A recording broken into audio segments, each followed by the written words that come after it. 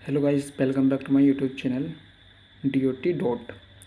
तो आज की इस वीडियो में हम पढ़ने वाले हैं कूलम्ब्स नियम। ये काफ़ी इम्पोर्टेंट टॉपिक है क्योंकि ये एक ऐसा टॉपिक है जिस पर पूरा चैप्टर हमारा बेस्ड है। इसी टॉपिक पर पूरा चैप्टर टिका है।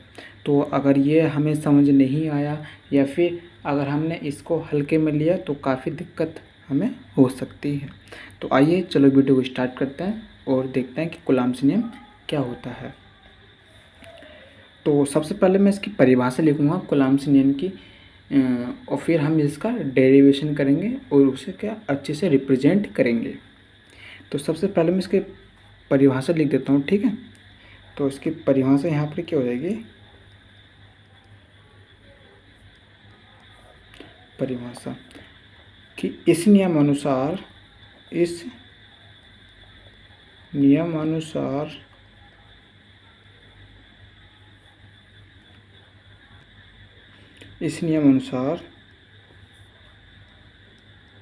दो स्थिर आवेश, दो स्थिर बिंदु आवेश लिख सकते हैं ना, यहाँ पर क्या लिखेंगे, बिंदु आवेश, वो बेटर रहेगा। अभी बता दो किसके कि बिंदु आवेशी क्यों, बिंदु आवेशों के बीच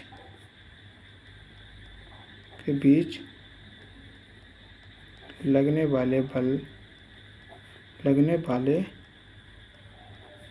बल और वो लगने वाला बल क्या हो सकता है, ठीक है, प्रतिकर्षण हो सकता है या फिर आकर्षण, जो आकर्षण हो सकता है या प्रतिकर्षण।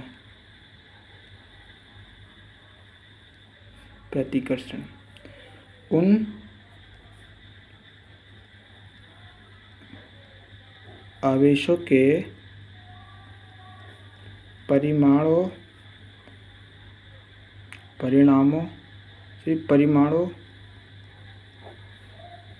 के गुणनफल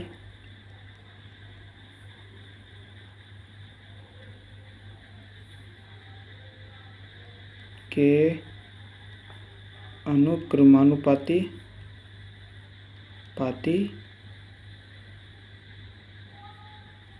तथा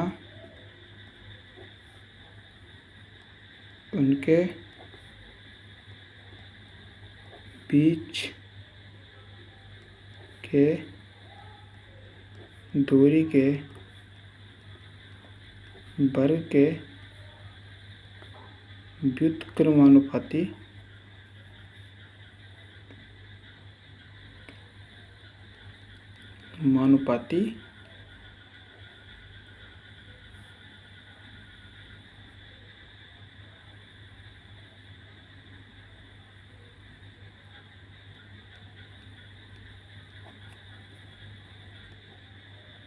होता है तथा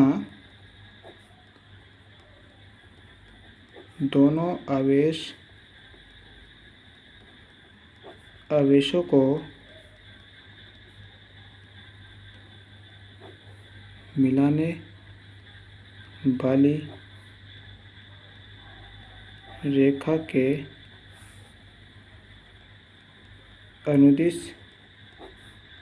लगता है, कार्य करता है। अब ये हमने परिभाषा लिखी, इसका एक्चुअली मीनिंग क्या है इसको समझते हैं।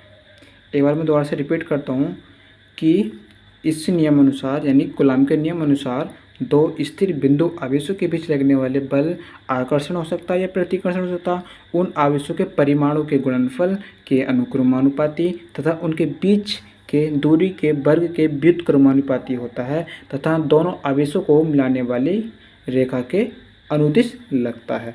ये जो हमने लास्ट लाइन लिखी ये काफ़ी इम्पोर्टेंट है और ये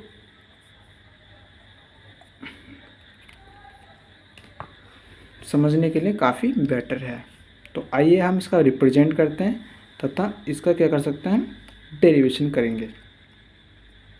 तो सबसे पहले हम देख सकते हैं कि सबसे हमने पहले क्या लिखी थी कि इस नियम अनुसार दो स्थिर बिंदु आवेश होने चाहिए।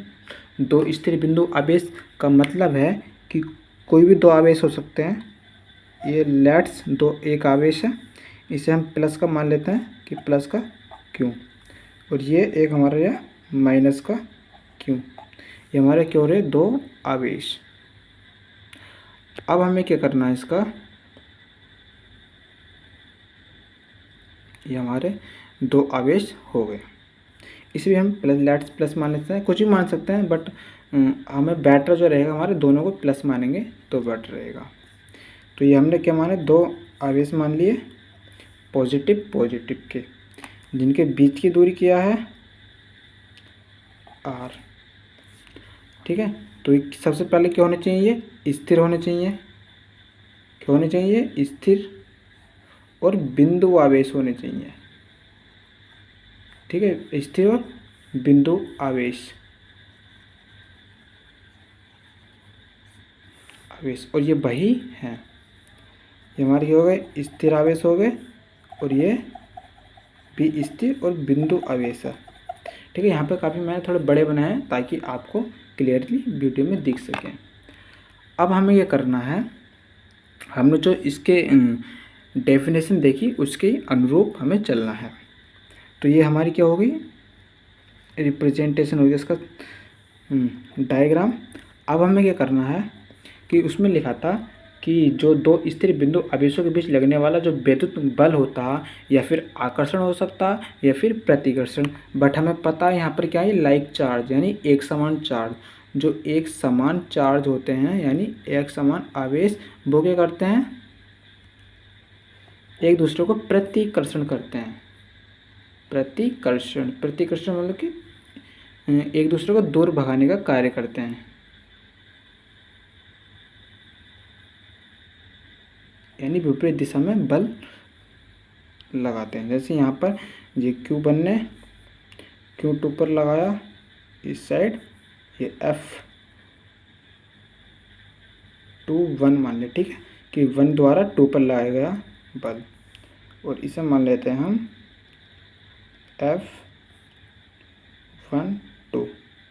ठीक है, चार्ज 1 पर 2 द्वारा लगाया गया बल।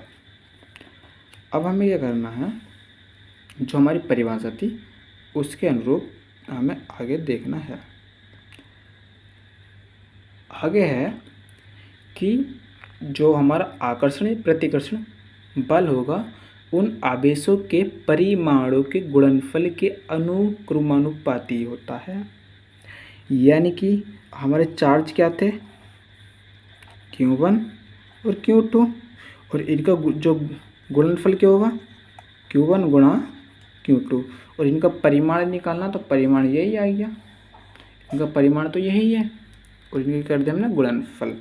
तो जो फोर्स आता है, ठीक है, जो हमारा फोर्स आता है वो अनुक्रमानुपाती होता है Q1 Q2 को, जिसे हम समीकरण 1 मान लेंगे।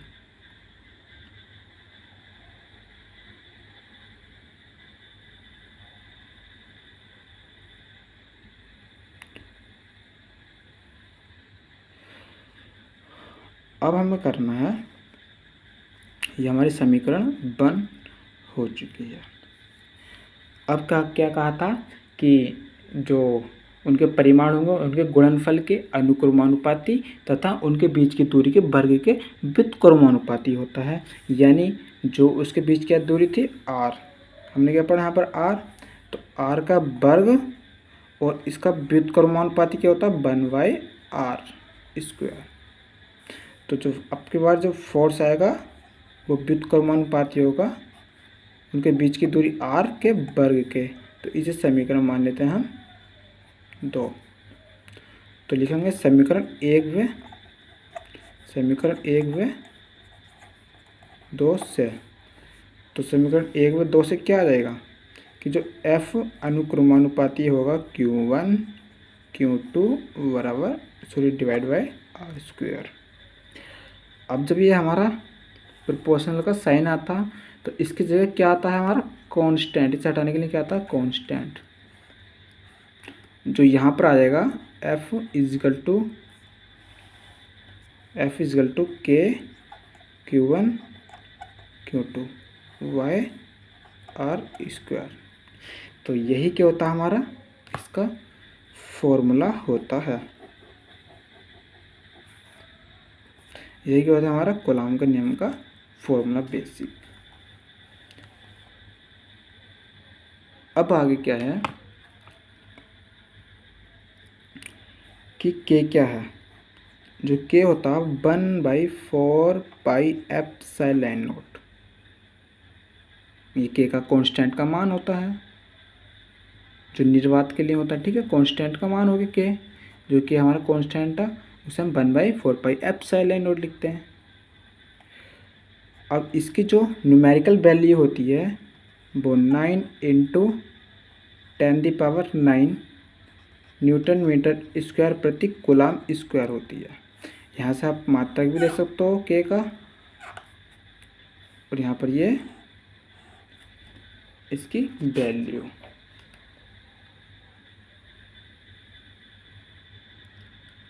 अब हमें एक चीज़ और देखनी है, तो हमारा जो कूलॉम्स के नियम से हमारा क्या है फोर्स जो आया था वो क्या आया था कि के Q1 Q2 Y are square. तो इसे हम लिख सकते हैं कि के बराबर 1/4πε0, क्योंकि के का मान हमने यहाँ पर पुट कर दिया। अब Q1 Q2 Y are square, ये भी क्या हो गया कूलॉम का नियम का एक रिप्रेजेंटेशन है फोर्स को, जिसमें हमने के की वैल्यू क्या थी 9 × 10⁹ न्यूटन मीटर स्क्वायर प्रति कूलॉम स्क्वायर। अब हम देखते हैं कि एप्सिलॉन नोट क्या है। एप्सिलॉन नोट एक परमिटिविटी ऑफ फ्री स्पेस की है, ठीक है, परमिटिविटी बोलते हैं इसे इसका जो नाम है वो एप्सिलॉन नोट है, बट इसे क्या बोलते हैं permittivity of free space. Free space या फिर किसी की हो सकती है, बट यहाँ पर हमने क्या लिया फ्री स्पेस के लिए हैं। फ्री स्पेस की परमिटिविटी क्या होती है। अब परमिटिविटी हम समझते हैं कि परमिटिविटी क्या होती है।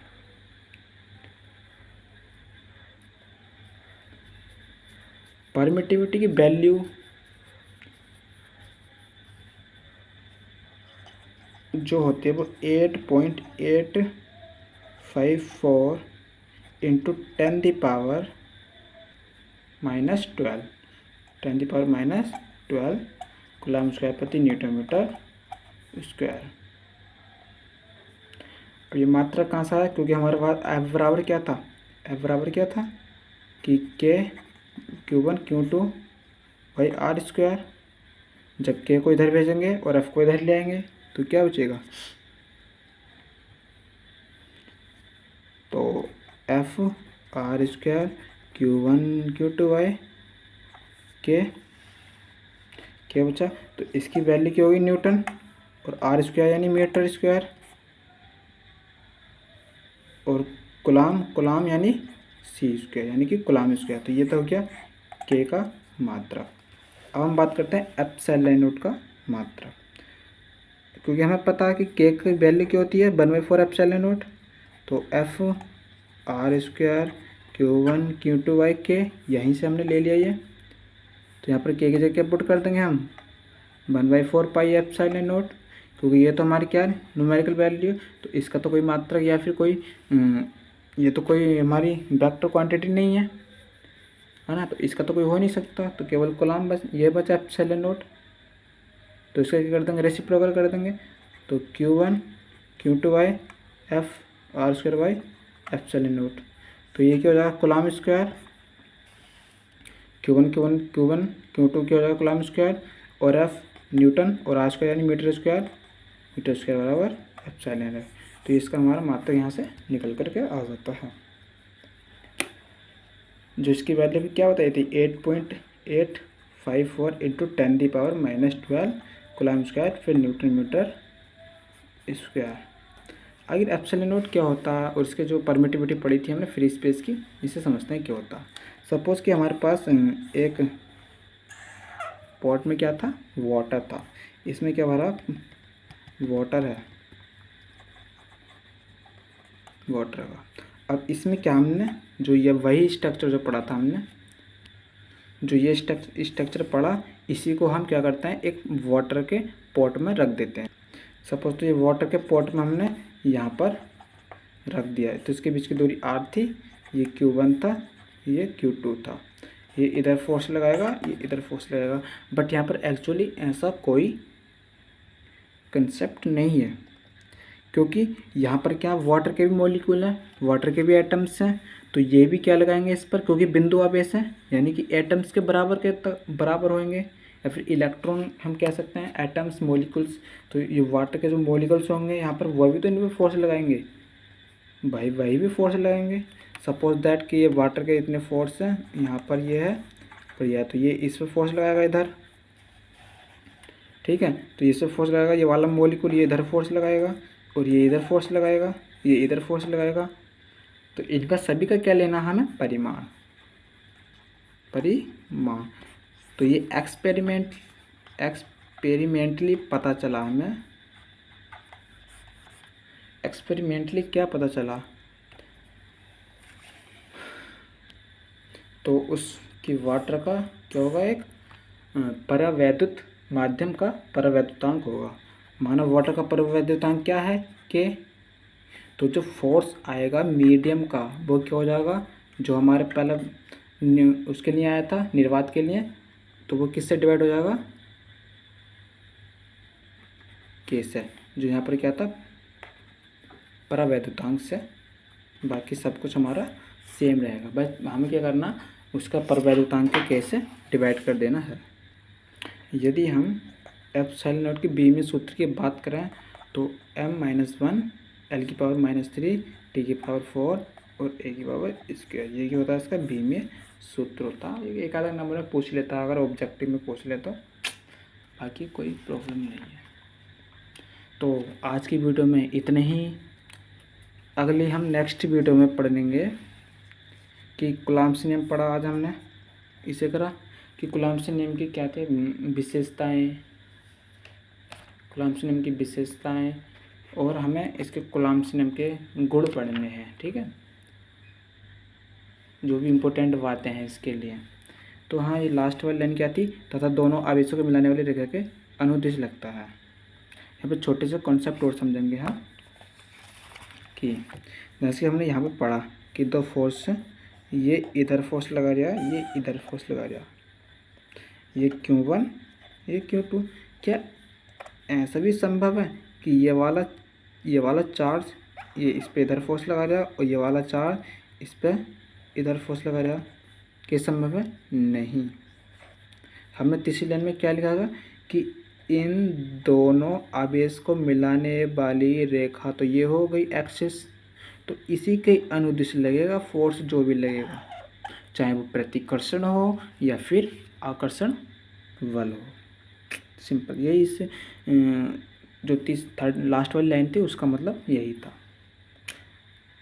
तो मिलता है नेक्स्ट वीडियो में। अगली वीडियो हमारी आएगी vector form of coulombs law, तो इसके गुण पढ़ेंगे अगली वीडियो में, और हम इसके जो वेक्टर फॉर्म होता है कूलॉम्ब्स लॉ का, उसे पढ़ेंगे अच्छे से।